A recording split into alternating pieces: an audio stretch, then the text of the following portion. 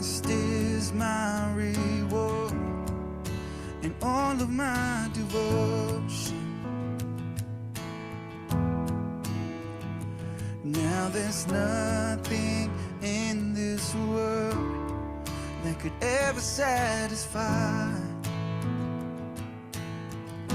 Through every trial, my soul will sing, no turning back. I've been set free. Christ is enough for me.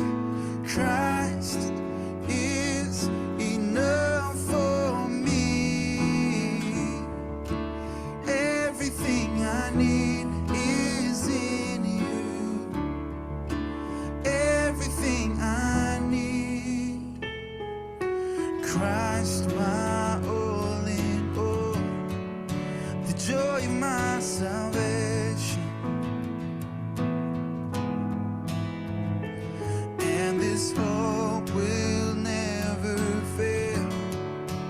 Heaven is my home. Through every storm, my soul will sing, Jesus is here.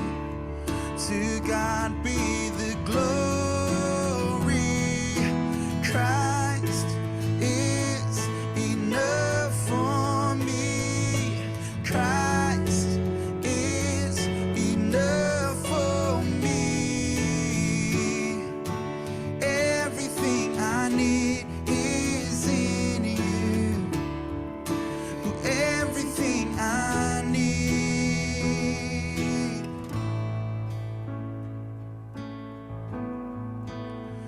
I have decided to follow Jesus. No turning back.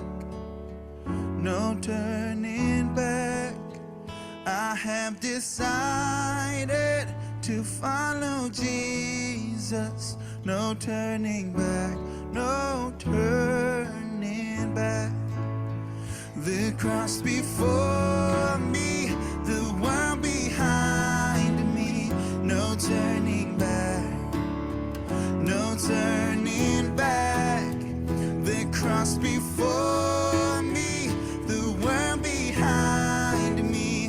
No turning back. No turning back. And Christ is enough for me. Christ is enough for me.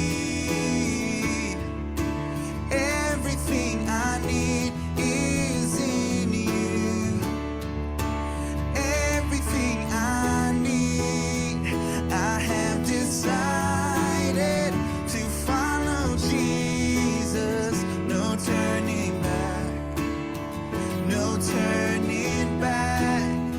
I have decided to follow Jesus. No turning back. No turning back. The cross before me, the world behind me. No turning back. No turning back.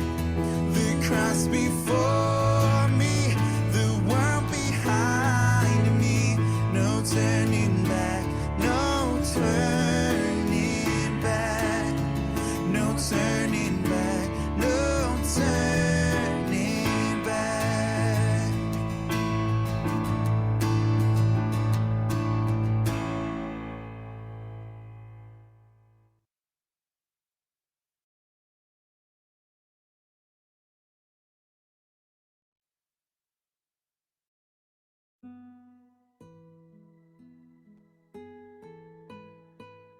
Bapa, terima kasih Tuhan.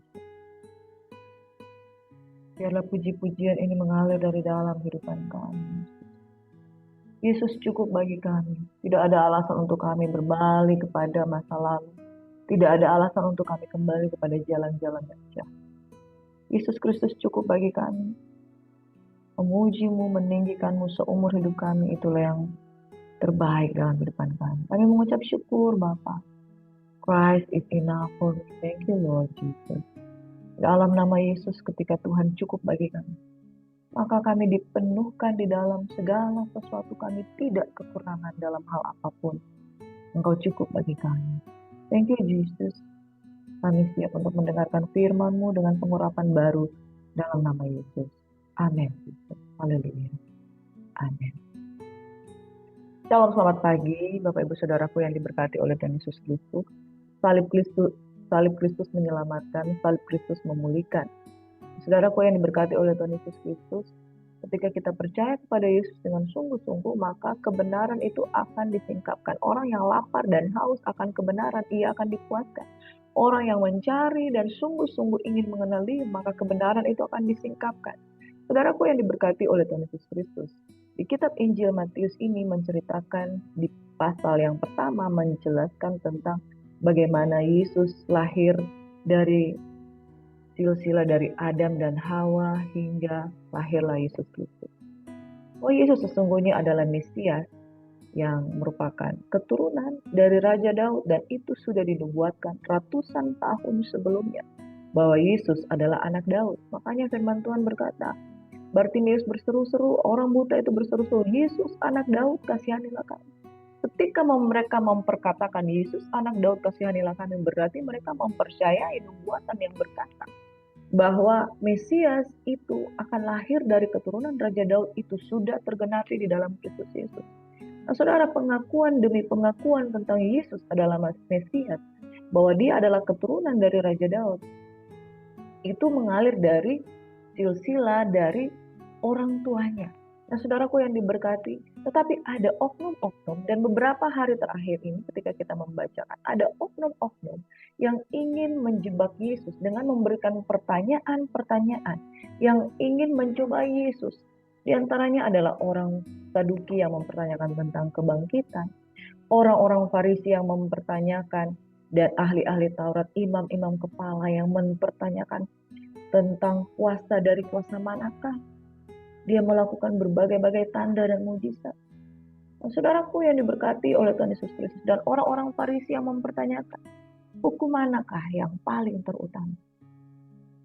Mereka sedang menguji bahwa apa yang mereka percayai tentang kitab suci, yang menuliskan bahwa Mesias akan datang, lahir di kota Betlehem, apakah itu benar adalah Yesus? Saudaraku yang diberkati, mari saya mau mengingatkan, tidak cukup kita mempelajari firman, menguji firman, memperkatakan firman, dan menanti-nantikan firman itu tergenapi, tapi hati kita tidak sungguh-sungguh percaya terhadap kebenaran tersebut. Saudaraku yang diberkati, mungkin hal ini juga terjadi. Orang-orang Farisi, orang-orang Saduki, ahli-ahli Taurat, imam-imam kepala, tidak tahu kepada siapa mereka harus percaya, kepada siapa mereka harus menaruh iman mereka. Mereka mempercayai Yahweh yang tidak bisa mereka melihat. Tapi hari-hari ini mereka melihat Yesus Kristus yang mereka bisa lihat dengan mata, tapi tidak sesuai dengan apa yang mereka inginkan. Mereka mengharapkan Mesias sebagai juru selamat, sebagai raja. Mungkin seperti Raja Daud, seperti Raja Salomo yang memiliki kedudukan, kerajaan, kekuasaan yang mereka bisa andalkan. Tapi ketika Yesus yang mereka nantikan sebagai Mesias yang lahir ke bumi, di kandang domba, di kota Betlehem, dia tidak seperti dengan apa yang mereka inginkan. Mereka mulai meragukan arti nubuatan. Saudara, kalau kita mempelajari orang-orang Yahudi yang ada di tanah Yudea yang sesungguhnya, mereka itu tahu firman itu luar biasa. Ada seorang hamba Tuhan, para rabi dari Yudea, ketika mereka melakukan wawancara, saya pernah lihat di televisi internasional, saudara. Mereka memperkatakan tentang nubuatan-nubuatan itu sangat pasti. Sayangnya, mereka tidak mengerti tentang kitab suci. Mereka memelihara hari-hari baik. Mereka memelihara hari-hari perayaan Yahudi. Mereka mempelajari dan mereka tahu segala sesuatu tentang Taurat. Tapi mereka tidak mengenal satu pribadi yang namanya Mesias. Saudara, ini menjadi peringatan bagi kita semua bahwa tidak cukup mempelajari firman, tanpa hubungan pribadi dengan Tuhan. Itu sebabnya kemarin kita sudah belajar dengan segenap hati, dengan segenap jiwa, dengan segenap akal budi, dan dengan segenap kekuatan. Mari kita sungguh-sungguh mengasihi Tuhan dengan segenap, saudara. Dan mengasihi sesama manusia seperti engkau mengasihi dirimu. Bapak Ibu Saudaraku yang diberkati, kiranya kita orang-orang yang mempelajari kebenaran, kita juga orang-orang yang bangun hubungan pribadi dengan Tuhan. Kebenaran firman Tuhan hari ini, mari kita akan belajar bersama-sama bahwa Yesus sesungguhnya adalah yang dinantikan oleh orang Farisi, tapi mereka tidak dapat mengenal Dia. Berbahagialah orang yang tidak melihat, namun percaya. Kita tidak ada di zaman ketika para murid, para rasul itu hidup untuk mempercayai Mesias yang adalah keturunan Raja Daud. Kita ada di zaman ini ketika kita semua yang Yesus lakukan kita tidak lihat. Tapi berbahagialah mereka yang percaya, sekalipun mereka tidak melihat. Yesus anak Daud, kasihanilah kami, sembuhkanlah. Saudara, pagi hari ini kita akan belajar kebenaran firman Tuhan. Yesus sang Mesias, keturunan Daud, melalui Dia segala sesuatu digenapi. Dan oleh Dia segala sesuatu sedang menuju pada penggenapan janji firman. Dia akan memerintah selama-lamanya, dan kita yang percaya, yang menjadi mempelai Kristus, yang mengenakan pakaian pesta, akan masuk sehidangan di dalam perjamuan kawin anak domba. Dan segala sesuatu yang sudah digenapi, sementara digenapi, dan akan menuju pada penggenapan dan kesudahannya.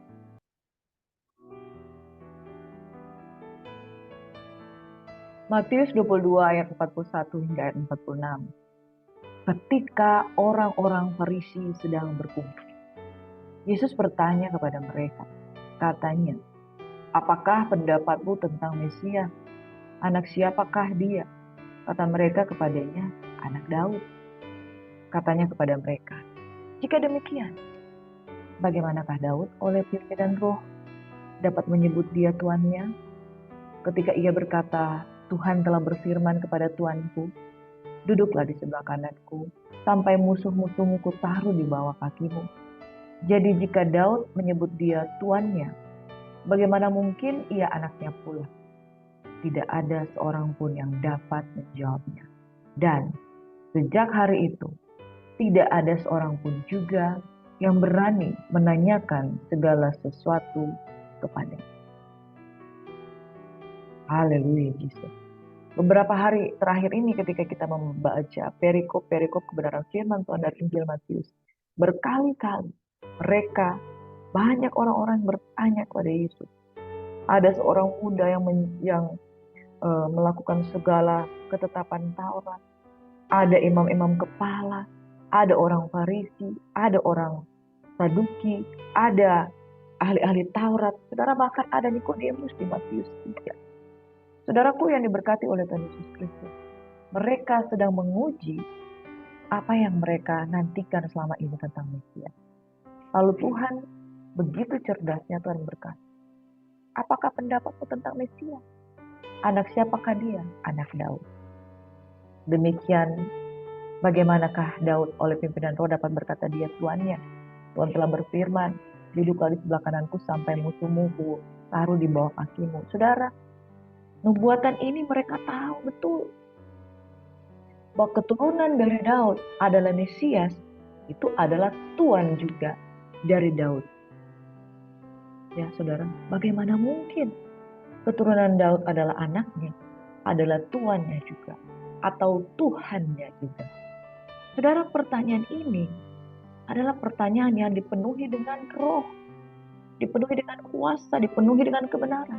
Dan mereka yang ada pada waktu itu, orang yang sesungguhnya mempelajari kitab suci, di dalam hati kecil mereka yang paling dalam, roh mengkonfirmasi bahwa sesungguhnya mereka tidak dapat menolak kebenaran bahwa Mesias itu telah ada di tengah mereka, yaitu Yesus Kristus. Ayat 46 berkata, tidak ada seorang pun yang dapat menjawabnya. Sejak hari itu tidak ada seorang pun juga yang berani menanyakan sesuatu kepadanya. Saudara, kebenaran tidak dapat ditolak. Kebenaran tidak dapat dipertanyakan lagi. Kebenaran adalah kebenaran itu sendiri.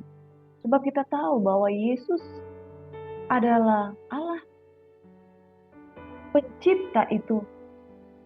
Tritunggal yang Maha Kudus itu ada di bumi ini. Dan ketika dia mengkonfirmasi kepada umat ciptaannya, bagaimana mungkin mereka dapat meragukan keilahian dia? Saudara, Farisi, ahli Taurat, mereka semua adalah makhluk ciptaan. Ketika pencipta menyatakan dirinya di tengah-tengah mereka, bagian dari hati mereka yang paling dalam tidak bisa menyangkal bahwa sesungguhnya inilah Mesias, sesungguhnya inilah Tuhan, inilah Tuhan yang disebut oleh Raja Daud. Yesus, anak Daud. Petrus telah memproklamirkannya, Bartimeus telah menyebutkannya, dan beberapa di antara mereka percaya bahwa Yesus adalah Mesias. Dan orang-orang Farisi yang meragukan Yesus tidak dapat menyangkal. Saudara, nubuatan tentang Yesus akan lahir dari keturunan seorang perempuan ini sudah dimulai dari Kejadian 3 ayat 1. Dan sepanjang penantian orang Yahudi adalah menafsirkan tentang kehadiran Yesus sebagai Mesias di tengah. Saudaraku yang diberkati oleh Tuhan Yesus, makna kebenaran firman Tuhan yang kita belajar pada pagi hari ini, bahwa sesungguhnya tidak ada satupun kebenaran firman Tuhan yang dinubuatkan, baik tentang Kristus maupun tentang apapun juga, tidak ada satupun yang tidak digenapi. Yang kedua, ketika firman Tuhan itu dinyatakan, apokalipsis, disingkapkan, diwahyukan, dikupas, dinyatakan di tengah-tengah setiap orang. Kita hanya makhluk ciptaan. Makhluk ciptaan itu punya bagian dari dalam dirinya itu ada jiwa, ada roh yang bisa mengkonfirmasi bahwa kebenaran itu adalah kebenaran yang sejati. Kebenaran itu tidak bisa disangka. Kebenaran itu harus kita terima. Saudaraku, yang pertama, bahwa semua firman pasti digenapi. Yang kedua, roh, jiwa, dan tubuh kita, bahkan keberadaan kita akan mengkonfirmasi kebenaran itu dan tidak bisa disangka. Hari-hari ini ketika engkau mendengarkan firman Tuhan adalah roh dan kehidupan. Kamu tidak perlu diajar oleh orang lain, sebab pengurapan yang ada padamu itu akan mengajarkan segala sesuatu tentang kebenaran. Saudara, mengapa kita perlu kebenaran setiap hari? Karena kita perlu tentang the peace of God, yaitu firman Allah yang hidup. Kita makan sebagai roti kehidupan di dalam kehidupan kita. Karena itulah yang memberi hidup. Kita adalah umat ciptaan yang selalu akan merasa haus tentang kebenaran yang Tuhan singkapkan. Dan roh, jiwa, tubuh kita akan mengkonfirmasi kebenaran itu. Di dalam ayat yang 46 dikatakan, tidak ada seorang pun yang dapat menjawabnya. Sejak hari itu tidak ada seorang pun yang berani menanyakan sesuatu kepadanya. Saudara, firman Tuhan bila disingkapkan itu akan membawa pada keselamatan. Yang ketiga, saudara, orang benar hidup oleh iman. Orang percaya makan firman. Saudaraku yang diberkati, ketika firman Tuhan yang adalah kebenaran disingkapkan di dalam kehidupan kita, maka kita akan membawa kehidupan yang penuh dengan keselamatan. Saudaraku yang diberkati oleh Tuhan Yesus Kristus, jangan pernah ragu dengan firman Tuhan. Ketika firman disingkapkan, saudara, itu akan membawa kita pada pengenalan yang sesungguhnya Tuhan dan Raja yang ada di tengah-tengah kehidupan kita. Bapak Ibu Saudaraku yang diberkati oleh Tuhan Yesus Kristus, firman Tuhan adalah kebenaran, firman Tuhan adalah kehidupan. Jika disingkapkan, maka saudara akan melihat kebenaran-kebenaran itu. Saudara, pikiran kita yang telah menjadi tumpul, sebab sampai pada hari ini, saudara, selubung itu masih menutupi bangsa Yahudi. Tapi di 2 Korintus 3 ayat 14 berkata, tetapi pikiran mereka telah menjadi tumpul. Sebab sampai pada hari ini selubung itu masih tetap menyelubungi mereka. Jika mereka membaca perjanjian lama itu tanpa disingkapkan, karena hanya Kristus saja yang dapat menyingkapkannya. Jika tidak diangkat selubung itu, maka sekalipun mempelajari firman, maka terjadi kebutaan. Yang ketiga, saudara, kebenaran itu jika disingkapkan memerdekakan. Amin. Mengapa kita belajar terus dari orang-orang Farisi? tidak sekedar membaca firman, tapi selubung itu harus diangkat. Selubung itu diangkat jika kita punya hubungan dengan Tuhan. Nah, saudara, kita akan mempelajari tentang Yesus adalah keturunan dari Raja Daud, yang mana bahwa tidak ada satupun firman Tuhan yang tidak digenapi. Keturunan Israel itu dari istri-istri Yakub. Lea itu budaknya bernama Silpa. Rahel itu budaknya bernama Bilha. Dari keempat wanita ini lahirlah keturunan Israel. Dari Lea dia memiliki anak pertama sulung yaitu Ruben. Lalu ada Simeon, lalu ada Lewi, lalu ada Yehuda. Dari Yehuda inilah lahir terus keturunan sampai pada Mesias. Karena di dalam Kejadian di 49 sudah dikatakan bahwa tongkat pemerintahan tidak akan beranjak daripadamu. Sesungguhnya saudara, nubuatan tentang Yesus itu sudah dinubuatkan sejak dari Yakub melepaskan berkat kepada Yehuda. Lalu ada Isakar dan Sebulon. Silpa ini melahirkan Gad dan Asher. Rahel melahirkan dua orang putra, Yusuf dan Benyamin. Bilha melahirkan dua orang putra yaitu Dan dan Naftali. Yehuda inilah yang menjadi anak keempat dari Lea, yang menjadi orang yang menerima berkat dari Yakub di Kejadian 49. Dia menerima berkat bahwa tongkat kerajaan, tongkat pemerintahan tidak akan beranjak daripada. Saudara, ini sedang menubuatkan tentang bagaimana dari keturunan Yehuda akan lahir raja-raja. Makanya Yehuda itu dikenal sebagai bangsa Yahudi. Mereka berkedudukan di Yerusalem. Keturunan dari Yehuda itu adalah raja-raja. Raja Daud, Raja Salomo, Raja Rehabeam, seterusnya saudara, sampai kepada Yesus, keturunan ini. Bagaimana luar biasanya Bapa di surga menjaga keturunan ini untuk meneruskan rancangan Tuhan. Saudara, percayalah bahwa nubuatan pasti digenapi. Dari keturunan Yehuda ini, bapaknya Daud inilah Isai, saudara. Anak Boas, anak Obed, anak Isai, itulah Daud. Lalu anak Daud adalah Yesus. Saudara masih ingat saudara ketika Nabi Samuel memilih dan menetapkan Daud, ketujuh kakak-kakaknya itu sudah diperhadapkan lebih dahulu. Itu adalah orang-orang yang prajurit-prajurit Israel yang gagah perkasa, tinggi luar biasa. Eliab, Abinadab, Simea, Netanel, Radai, Ozem, Nathan. Ketujuh saudara-saudara ini yang diperhadapkan di depan Samuel. Tetapi mereka tidak dipilih sebab firman Tuhan katakan kepada Samuel, Tuhan memilih bukan melihat perawakannya, tapi Tuhan melihat hati. Daud yang paling kecil, yang kemerah-merahan itu yang dipilih. Saudaraku yang diberkati, pemilihan Tuhan tidak pernah salah. Dari keturunan Bapak Isai, 8 anak-anak laki-lakinya, yang 1 sampai ke 7 tidak dipilih Tuhan, yang dipilih adalah anak yang setelah anak yang ke-7 yaitu Daud. Dan Daud inilah saudara meneruskan keturunan Yehuda secara luar biasa. Bapak Ibu Saudara, Bapak Isai ini mempunyai 8 anak laki-laki, yang 7 berperawakan hebat, yang ke-8 berperawakan biasa-biasa saja. Tapi apa yang membuat dia menjadi luar biasa? Dia punya hati yang menyembah, dia punya hati yang merobek mulut beruang singa hanya untuk menyelamatkan domba-dombanya. Ini menunjukkan dan menubuatkan tentang bagaimana Yesus berperang dengan musuh-musuhnya demi kepada domba-domba gembalaan.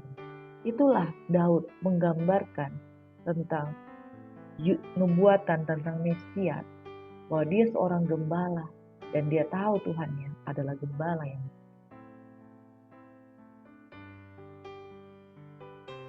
Yeremia 33 ayat 17. Sebab beginilah firman Tuhan, keturunan Daud tidak akan terputus duduk di atas tahta kerajaan kaum Israel.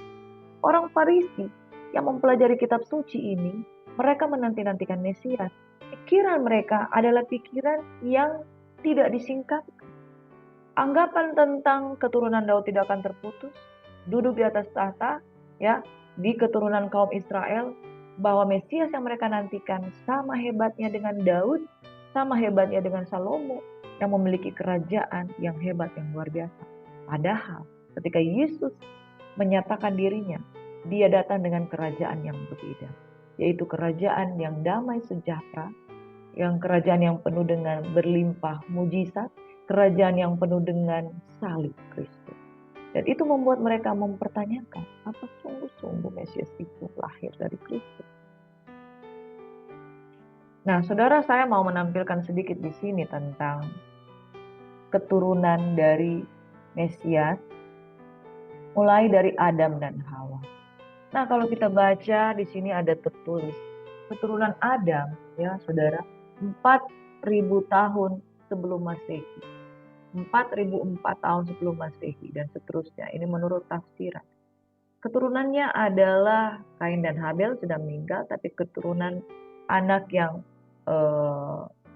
melahirkan keturunan Yesus Kristus itu ada di garis keturunan Set. Set, Enos, Kenan, Mehalel, Jared, lalu Henok, Metusalah, dan Lamek. Lahirlah Nuh. Setelah Nuh ini, saudara, dia melahirkan 3 anak, Sem, Ham, dan Yafet. Dan keturunan Mesias itu lahir dari garis keturunan Sem. Kanaan itu Ham.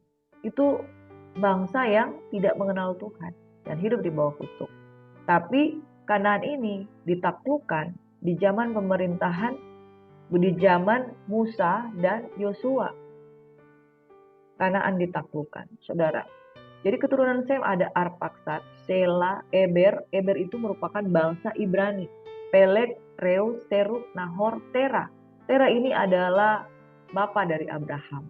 Dari Abraham ini lahirlah keturunan yang dinubuatkan di dalam Kejadian 12.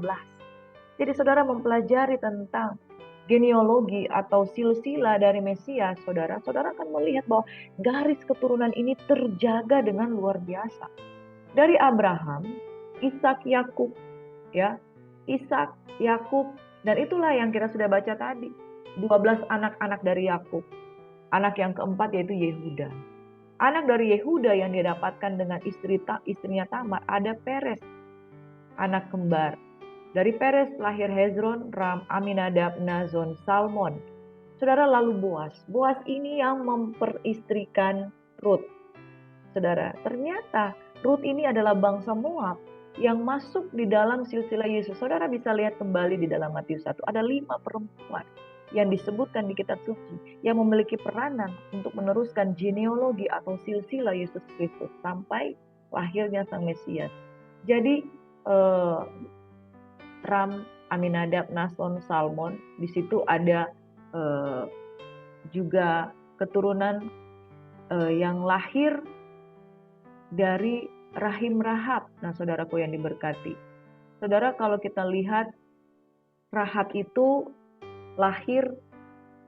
melahirkan Boas. Jadi Salmon itu memperanakan Boas dari Rahab. Jadi suami dari Rahab itu menikah dengan Salmon. Nah, Boas menikah dengan Rut. 2 perempuan ini sudah tertulis di sini, saudara. Lalu keturunan dari Boas ada Obed dan juga Ishak atau Jesse. Di dalam bahasa Inggris itu Isai itu Jesse. Isai yang tadi kita sudah bacakan. Lalu lahirlah keturunannya anak yang ke-8 yaitu Raja Daud. Nah, saudaraku yang diberkati, ternyata Raja Daud ini dia menghasilkan 2 anak yang bernama Nathan dan Salomo. Kita lihat ternyata Nathan ini garis keturunannya melahirkan Maria, ibu Yesus. Sampai akhirnya kita baca yang paling yang paling kanan itu Yesus Kristus. Raja Daud itu melahirkan anak-anaknya, ya saudara, itu ada Nathan. Lalu anaknya yang lain bernama Salomo. Nah, garis keturunan Salomo inilah raja-raja Yehuda. Masih raja Israel, Salomon masih raja Israel, baru Rehabeam itu raja Israel. Kalau Daud itu raja Yehuda dan raja Israel. Setelah Israel terpecah di zaman Rehabeam dan Yerobeam, mereka tetap di Yehuda. Abijah, Abisa, saudara baru Asa, Yesafat, Yoram, kemudian keturunan dari Salomo ada Ahasia, Joas, Amasya, Uzia, Yotam, Ahaz, Hizkia, Manase, Amon, Yosia, Yoyakim, Yekonya, lalu Shealtiel, Zerubabel, Abiud, Eliakim, Azor, Sadok, Hakim, Eliud, Eleazar. Matan, Yakub, Yosef. Nah, inilah ayah dari Yesus, yaitu Yusuf. Kenapa Yusuf tidak menceraikan Maria? Karena garis keturunan Yusuf adalah dari Raja Daud. Dan dia secara fisik menjadi ayah dari Yesus Kristus. Tetapi benih Roh Kudus itu lahir dari Maria. Dan ternyata Maria juga adalah keturunan dari Raja Daud melalui putra dari King David atau Raja Daud itu Nathan. Keturunan Nathan itu adalah Matata, Mena, Melea, Eliakim, Jonam, Yosef, Yuda, Simeon. Baru ada Lewi, Matat, Yorim, Eliezer, Yosua, Elmadam, Kosam, Adi, Meki, Neri, Zealtiel, Zerubabel.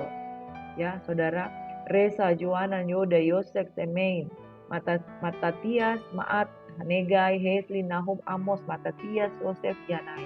Lalu ada Melki, Lewi, Matat, Eli, lalu Maria. Ternyata garis keturunan Yesus, baik melalui Maria, baik melalui Yusuf, kedua-duanya adalah keturunan Raja Daud. Saudara, jadi tidak diragukan sama sekali. Kalau kita hanya berkata, keturunan Yesus adalah keturunan Raja Daud hanya dari garis Yusuf, mungkin kita akan berkata, Yesus kan lahir dari rahim Maria, dikandung dari Roh Kudus. Saya juga pernah mempertanyakan itu.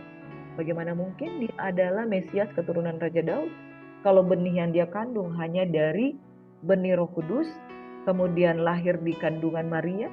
Apa hubungannya dengan Yusuf? Secara daging tidak ada. Tapi ternyata secara garis keturunan patria ada, dia merupakan keturunan Raja Daud. Tapi tidak hanya dari garis keturunan Yusuf. Garis keturunan Maria pula yang kandungannya dipakai untuk melahirkan Yesus. Dia dari garis keturunan Raja Daud. Garis keturunan suku Yehuda. Saudara, jadi tidak ada keraguan sama sekali bahwa secara mesianik Yesus itu orang-orang Farisi, ahli-ahli Taurat, para imam kepala yang mempelajari kitab suci tahu betul bahwa sesungguhnya keturunan ini adalah keturunan mesianik.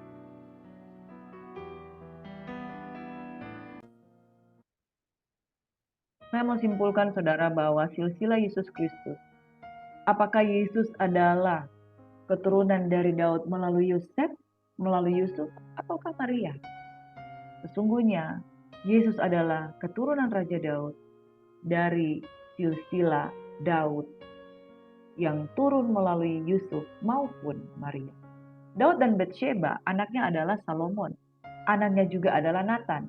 Dan dari dua garis keturunan ini, Yosef lahir atau Yusuf dan juga Maria lahir dari Nathan. Keturunan ini menghasilkan silsilah yang sebenarnya sangat kuat, sungguh-sungguh dari keturunan Raja Daud, baik Yusuf maupun Maria, maka lahirlah Yesus. Wow, saudara, is it not amazing, incredible, and all things are possible with God. Ketika dia menaruh garis keturunan itu dalam satu garis keturunan yang panjang, Yusuf dan Maria sama-sama ada di silsilah keturunan Raja Daud. Makanya saudara, ketika orang-orang Farisi, mereka tahu betul yang termasuk di dalam darah garis biru ini ada di keturunan ini, mereka tidak dapat menyangkal sama sekali. Makanya bukan tanpa alasan orang-orang berkata, Mesias, Mesias. Karena dari garis keturunan itu terpelihara semua, dicatat semua keturunan Raja-Raja Daud. Sampai kepada Yusuf dan Maria, tidak ada keraguan sedikit pun. Mereka bukan saja menafsirkan, tapi fakta bahwa mereka tahu bahwa keturunan keluarga ini adalah keturunan Raja Daud membuat mereka tidak dapat menyangkal dan tidak dapat berkata-kata lagi kepada Yesus, Dia adalah Mesias. Yohanes 7 ayat 42 firman Tuhan berkata, karena kitab suci mengatakan bahwa Mesias berasal dari keturunan Daud dan dari kampung Betlehem tempat Daud dahulu tinggal. Saudara, orang Yahudi sangat kental dengan pencatatan.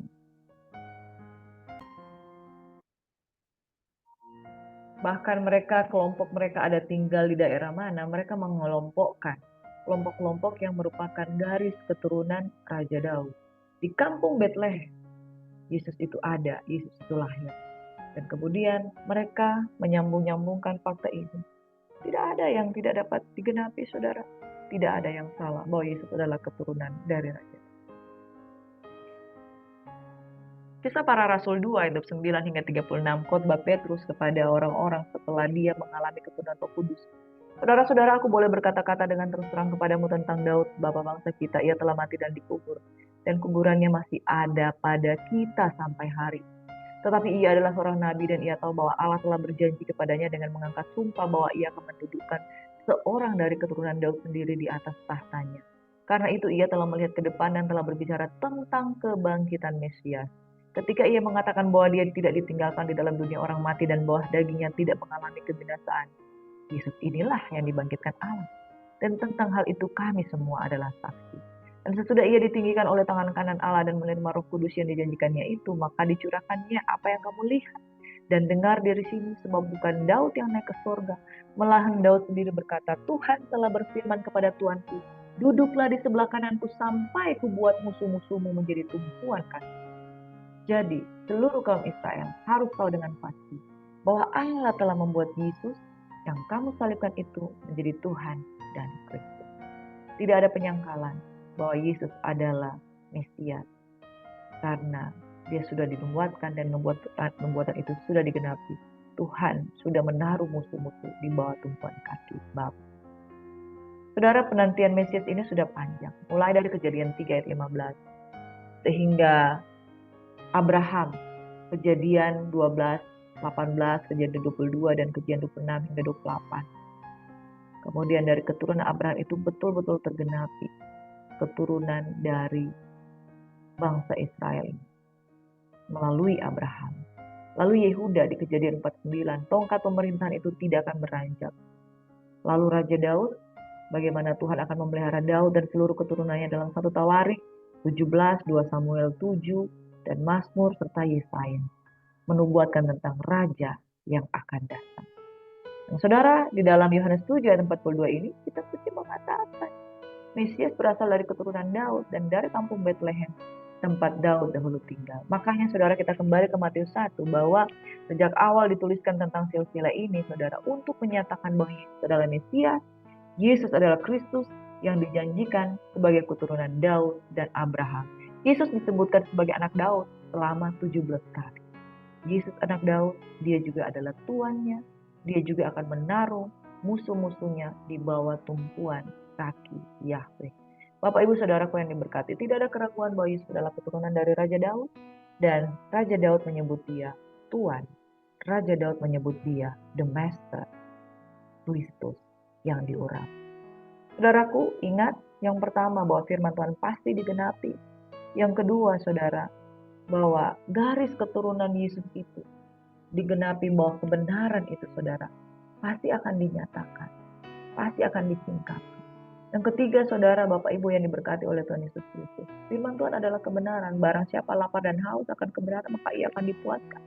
Jika disingkapkan, firman Tuhan itu akan memberikan pencerahan. Firman Tuhan jika disingkapkan, harus ada hubungan antara kita dengan Bapa. Supaya ketika kita menerima firman, selubung yang menutupi mata rohani kita diangkat sehingga kita dapat menerima kebenaran. Bapak Ibu Saudara yang diberkati oleh Tuhan Yesus, percayalah sekalipun engkau tidak melihat. Amin. Yesus adalah Mesias. Yesus adalah anak Daud. Dia juga adalah Tuhan yang sudah menaklukkan musuh-musuh di bawah tumpuan kaki. Apakah manfaatnya bagi kita? Ketika kita percaya, bangun hubungan dengan Tuhan, kebenaran yang disingkapkan itu akan memerdekakan kita. Orang Farisi mempelajari kebenaran, tapi selubung itu tidak terangkat dari dalam diri mereka. Itu sebabnya mereka tidak alami kemerdekaan. Aku berdoa pada pagi hari ini, engkau mempelajari kebenaran sebagaimana engkau menerima Yesus sebagai juru selamat, bangun hubungan pribadi dengan dia seperti anak yang mencari bapaknya.